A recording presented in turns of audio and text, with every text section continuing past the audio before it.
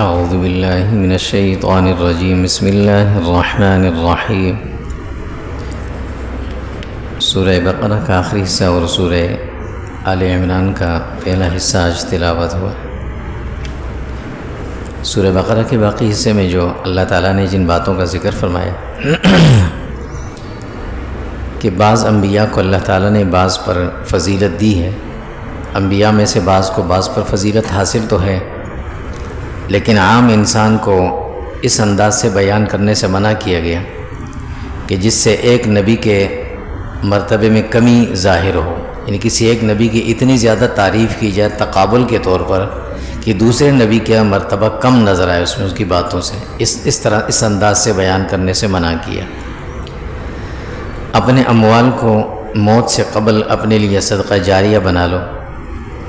قرآن کریم کی وہ آیت جس کو تمام آیاتوں کی سردار سید آیات القرآن کہا جاتا ہے، آیت الکرسی، اس میں اللہ تعالیٰ کی 12 صفات بیان ہوئی ہیں۔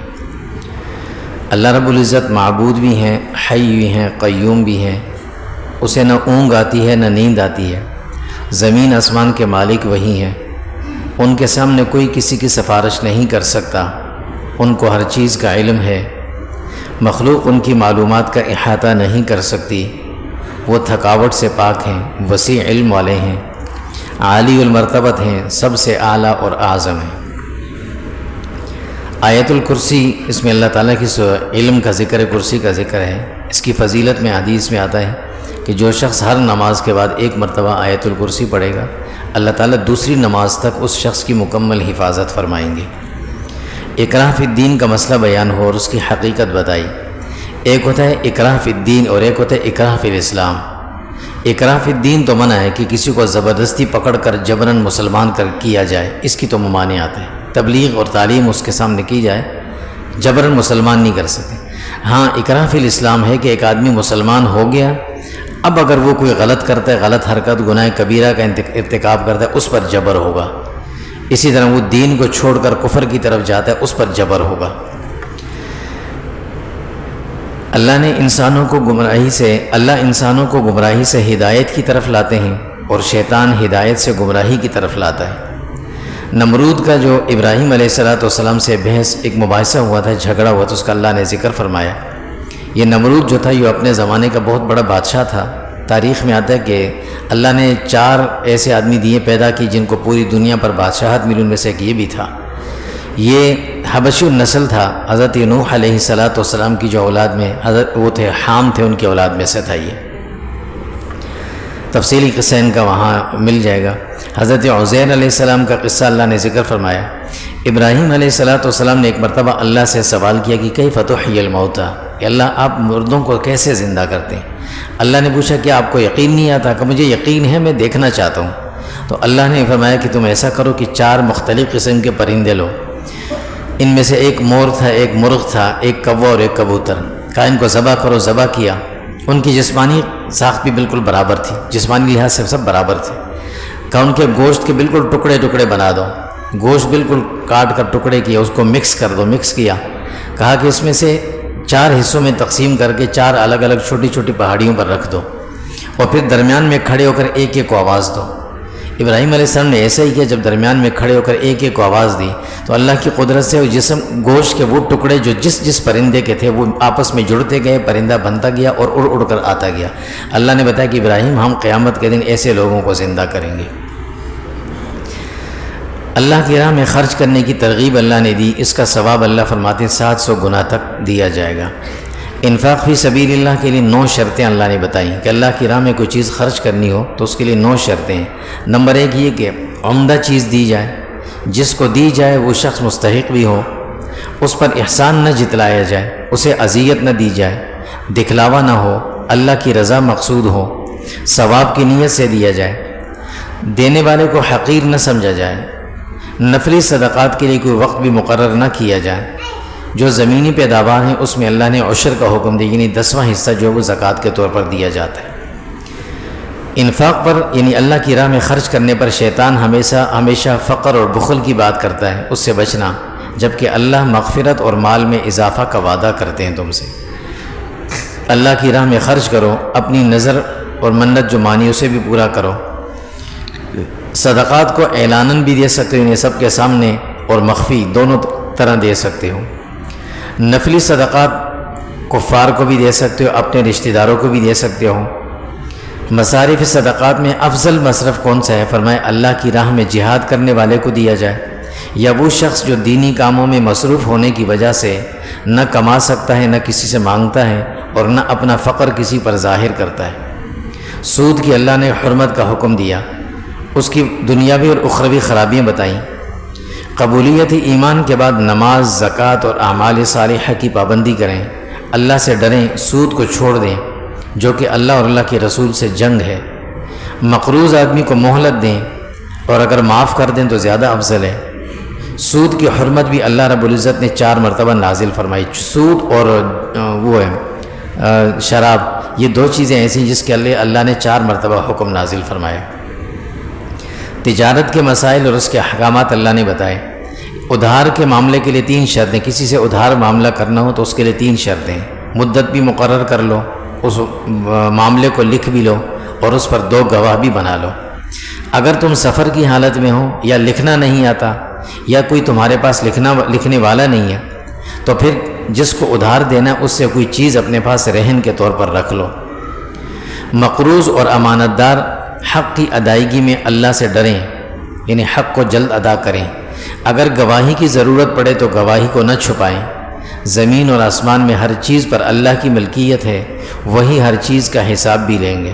سورت کے آخر میں اللہ نے چند باتوں کا حکم دیا کہ اللہ پر ایمان لاؤ، تمام فرشتوں اور کتابوں پر ایمان لاؤ، تمام رسولوں پر ایمان لاؤ، اللہ کے ہر حکم کو سنو اور اس کی اطاعت کرو، اس اللہ سے مغفرت مانگو۔ ہر شخص طاقت کے مطابق مکلف بنایا گیا ہے، لہٰذا احکامات الہیہ کو پورا کرو۔ نیکی کرو گے تو اجر تمہیں ملے گا، گناہ کرو گے تو وبال بھی تم پر ہی آئے گا۔ اللہ سے ہر وقت مانگتے رہو، اپنے گناہوں کی بخشش مانگو، تکلیف سے نجات مانگو اور اس سے بچنے کی دعا کرو۔ جس بوجھ کو اٹھانے کی طاقت نہیں رکھتے اس سے بچنے کی دعا مانگو۔ اللہ سے معافی مانگتے رہو، اللہ سے رحمت کی دعائیں کرتے رہو، اور کفار اور دشمن کے مقابلے میں اللہ سے مدد مانگتے رہو۔ سورہ آل عمران۔ اس سورت کو سورہ آل عمران اس لیے کہا جاتا ہے کہ اس میں عمران کے خاندان، یعنی عمران کے خاندان کا ذکر ہے۔ عمران نام کے 2 آدمی تاریخ میں گزرے مشہور، ایک حضرت موسیٰ علیہ السلام کے والد تھے، ان کا نام بھی عمران تھا، اور ایک حضرت عیسیٰ علیہ السلام کے نانا تھے، ان کا نام بھی عمران تھا۔ اس صورت میں جس عمران کا ذکر ہے وہ حضرت عیسیٰ علیہ السلام کے نانا جو ان کے خاندان کا ذکر ہے۔ حضرت عیسیٰ علیہ السلام کے جو نانا عمران تھے، یہ حضرت زکریا علیہ السلام کو نبوت ملنے سے پہلے یہ بیت المقدس کے امام تھے۔ حضرت زکریا علیہ السلام کی جو اہلیہ تھی اور حضرت عمران کی اہلیہ، یہ دونوں آپس میں بہنیں تھیں۔ حضرت عمران کی اہلیہ کا نام حنہ تھا، زکریا علیہ السلام کی اہلیہ کا نام عشاء تھا، یہ دونوں آپس میں بہنیں تھیں، اور اتفاقی ان دونوں کی اولاد نہیں تھی۔ زکریا علیہ السلام کو اللہ نے جب نبوت عطا فرمائی، ان سے پہلے بیت المقدس کی امامت حضرت عمران کرتے تھے، اور پھر ان کا انتقال ہو گیا، پھر زکریا علیہ السلام کو نبوت ملی، پھر یہ ساری ذمہ داری ان پر آ گئی۔ حضرت عمران کی اہلیہ نے اللہ سے منت مانگی تھی کہ اگر مجھے اللہ نے اولاد دی، بیٹا دیا، تو میں اسے وقف کروں گی بیت المقدس کی خدمت کے لیے۔ اللہ نے ان کو بیٹے کے بجائے بیٹی حضرت مریم عطا فرمائی، اور ان کی والدہ کو الہاماً یہ بات بتا دی کہ یہ جو مریم ہے یہ بیٹوں سے کئی گنا زیادہ افضل ہوں گی، تمہارے لیے ثابت ہوں گی۔ ادھر حضرت زکریا علیہ السلام بھی اپنے آخری عمر میں اللہ سے دعا مانگتے رہے، تو اللہ نے ان کو بیٹا عطا فرمایا جن کا نام تھا یحییٰ۔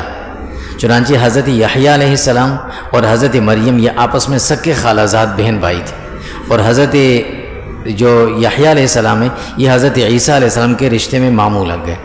ان کا پورا ذکر اللہ نے یہاں فرمایا، تفصیلی واقعہ ان کا وہاں مذکور ہے۔ اس صورت کی ابتدائی جو 83 آیات ہیں ان میں اللہ رب العزت نے ایک خاص واقعے کا ذکر فرمایا۔ سعودی عربیہ کے ایک علاقہ جس کو نجران کہتے ہیں، یہ یمن کی طرف بارڈر پہ لگتا ہے، یہ علاقہ پہلے یمن میں شامل تھا۔ یہ عیسائیوں کا مرکز ہے، جیسے آج کل ویٹیکن عیسائیت کا مرکز ہے، اس زمانے میں حضور کے زمانے میں عیسائیت کا مرکز یہ نجران تھا۔ یہاں ان کے بڑے بڑے پوپ اور پادری وہاں رہتے تھے۔ تو وہاں سے 3 بڑے پوپ تھے ان کے، ایک کا نام تھا عبد المسیح، ایک کا نام تھا ایہم، اور ایک کا نام تھا ابو حارثہ۔ یہ 3 بڑے بڑے پادری تھے، پوپ تھے ان کے۔ یہ 3 آدمی اپنے ساتھ اور بھی بہت سارے پادریوں کو لے کر مدینہ آئے تھے حضور صلی اللہ علیہ وسلم سے مناظرہ کرنے تھا، اور مناظرہ اس بات پر کرنا تھا کہ عیسیٰ علیہ السلام ان کا دعویٰ یہ تھا اللہ کے بیٹے ہیں، اور حضور صلی اللہ علیہ وسلم کو یہ سمجھا رہے تھے کہ عیسیٰ علیہ السلام اللہ کے بیٹے نہیں، اللہ کے نبی ہیں۔ اس بات پر کئی دن تک مناظرہ ہوتا رہا۔ آخر اللہ نے مباہلے کا حکم دیا۔ جب مباہلے کا حکم آیا تو یہ لوگ چھوڑ کر بھاگ گئے، کیونکہ ڈر تھا۔ مباہلہ یہ ہوتا ہے کہ دونوں طرف جو جانبین وہ ایک جگہ بیٹھتے ہیں، وضو کر کے اللہ سے دعا مانگتے ہیں کہ اللہ جو سچا ہو اسے بچا لیں اور جو جھوٹا اسے ختم کر دیں۔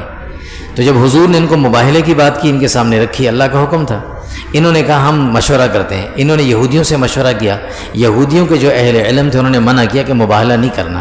حضور نے 2 موقع پر یہ بات فرمائی تھی، فرمایا کہ اگر یہ عیسائی مباہلہ کر لیتے نا، یہ پادری، تو اللہ ان کو ایسے ختم کر دے کہ دنیا سے عیسائیت ختم ہو جاتی، مٹ جاتی، آج دنیا میں کوئی عیسائی نہ ہوتا۔ اور دوسرا، یہودیوں کے بارے میں حضور نے فرمایا تھا کہ یہودیوں کے 10 بڑے عالم ہیں، اگر یہ مسلمان ہو جائیں تو دنیا میں یہودی ایک باقی نہیں رہے گا، سب مسلمان ہو جائیں گے۔ ان میں سے صرف ایک عبداللہ بن سلام مسلمان ہوئے تھے۔ خیر، اس صورت کے شروع میں اللہ تعالیٰ کی وحدانیت کا ذکر ہے، قرآن کریم کی حقانیت کا اعلان ہے۔ قرآن کریم کی آیات کی 3 قسمیں ہیں، محکمات، متشابہات اور مقطعات۔ محکمات جو بالکل واضح ہوتی ہیں، متشابہات جن کے لفظی معنی واضح ہوتے ہیں، مفہوم کا پتہ نہیں ہوتا، اور مقطعات جو صورتوں کے شروع میں ہوتے ہیں، الف لام میم ہا میم، ان کے معنی اور مفہوم کچھ بھی اللہ نے نہیں بتایا، تو ان کو ایسے ہی رہنے دیا جائے۔ فرمایا متشابہات کی خرید نہ کرو، اللہ سے استقامت طلب کرو، اللہ کی گرفت آئے تو مال اور اولاد تمہارے کام نہ آئیں گے۔ مدینہ کے یہودی، جب جنگ بدر ہوئی تو مدینہ کے یہودی مسلمانوں کو کہتے تھے کہ تم نے مکہ والوں کو اس لیے شکست دی ہے جنگ میں کہ وہ لڑنا نہیں جانتے تھے، وہ تو تاجر لوگ تھے، ان کو لڑائی کا کیا پتہ، جب تم ہمارے ساتھ لڑو گے تو ہم تمہیں بتائیں گے۔ اللہ نے جواب دیا کہ جس طرح بدل میں مسلمانوں کی اللہ نے مدد کی، اسی طرح تمہارے خلاف بھی اللہ ان کی مدد فرمائیں گے۔ دنیا کی مرغوبات، زر زمین، روپیہ پیسہ، اچھی سواری، کھیتی باڑی، اللہ فرماتے ہیں یہ سب متاع حیات ہیں، بقدر ضرورت تو حاصل کرو اور استعمال بھی کرو، مگر ان کو اپنے دل میں نہ بٹھاؤ۔ جو شے بہتر ہے اس کے حصول کی تگ و دو کرو، وہ جنت اور وہاں کی نعمتیں اور اللہ کی رضا ہے۔ اللہ اپنے محبوب بندوں پر ہر وقت نظر رکھتے ہیں۔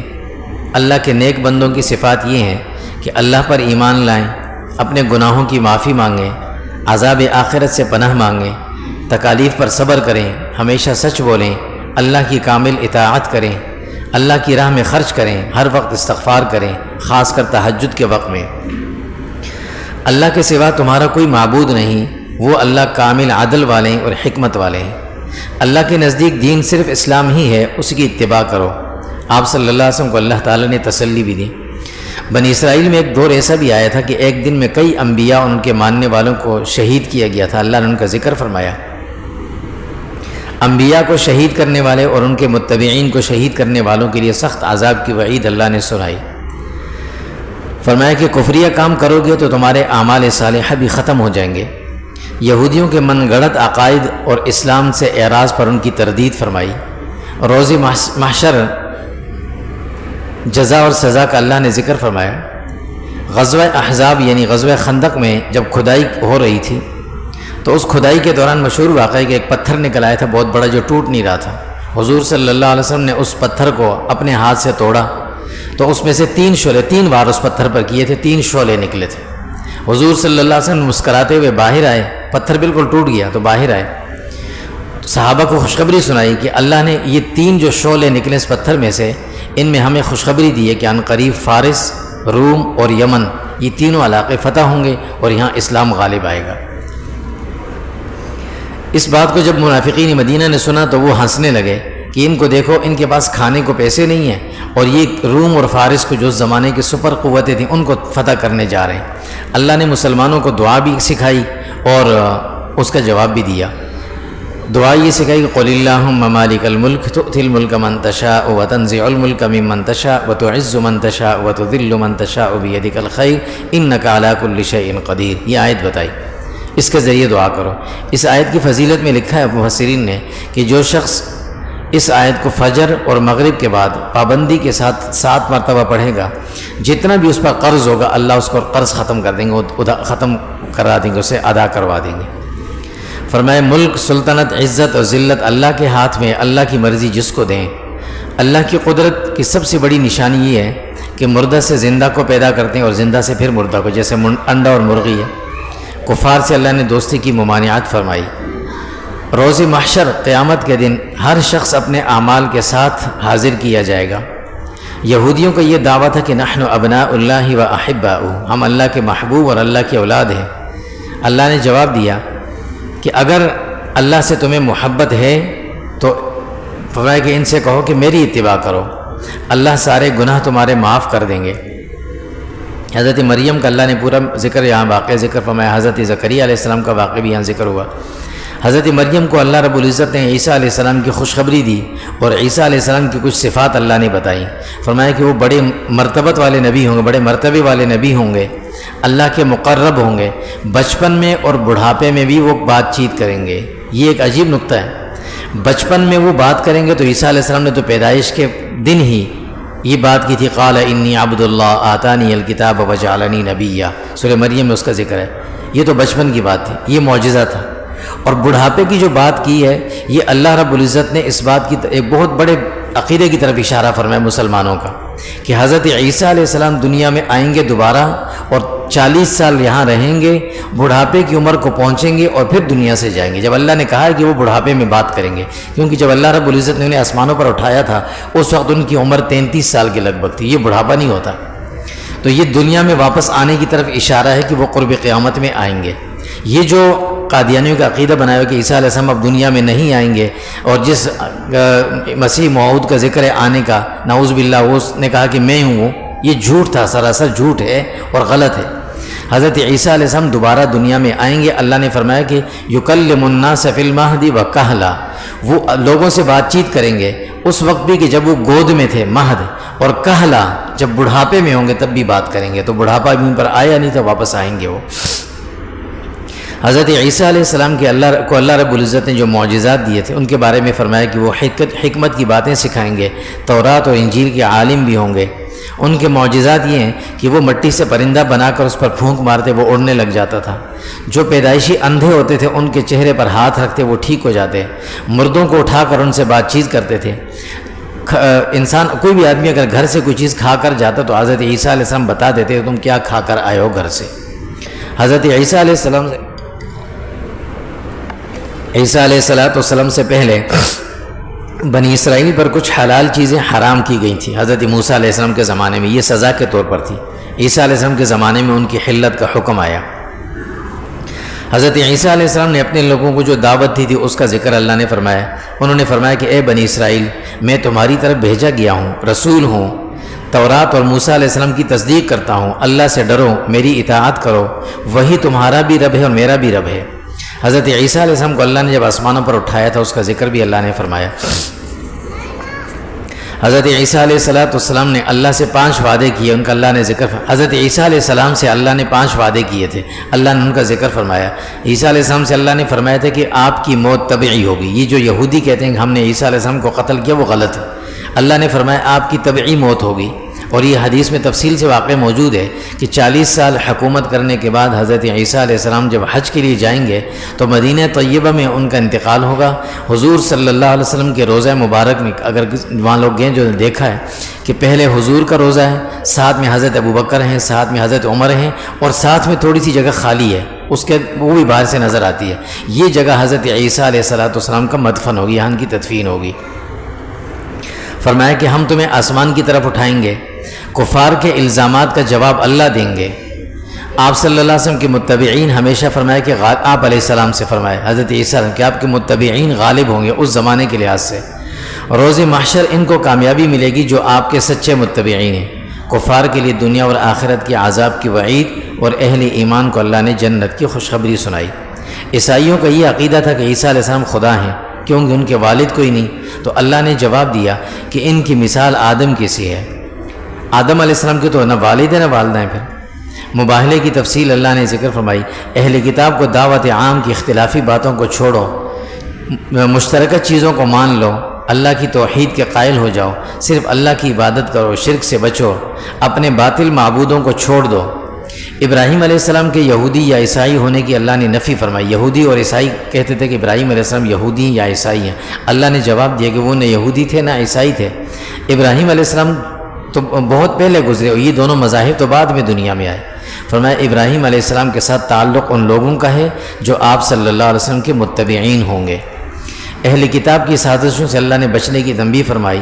اہل کتاب کے عیوب اللہ نے بتائے، حق کو چھپاتے ہیں، منافقت کرتے ہیں۔ جو لوگ لا علم رہتے ہیں انہیں عیسائیت اور یہودیت کی طرف ترغیب دیتے ہیں، امانتوں میں خیانت کرتے ہیں، دوسرے لوگوں کے مال کو اپنا حق سمجھ کر کھاتے ہیں، یہ یہودی اور عیسائی، رشوت لیتے ہیں، کتب سماویہ کے احکامات کو تبدیل کرتے ہیں، اپنی زبان کو مروڑ کر الفاظ کو بدلتے ہیں اور من گھڑت باتیں اللہ کی طرف منسوب کرتے ہیں۔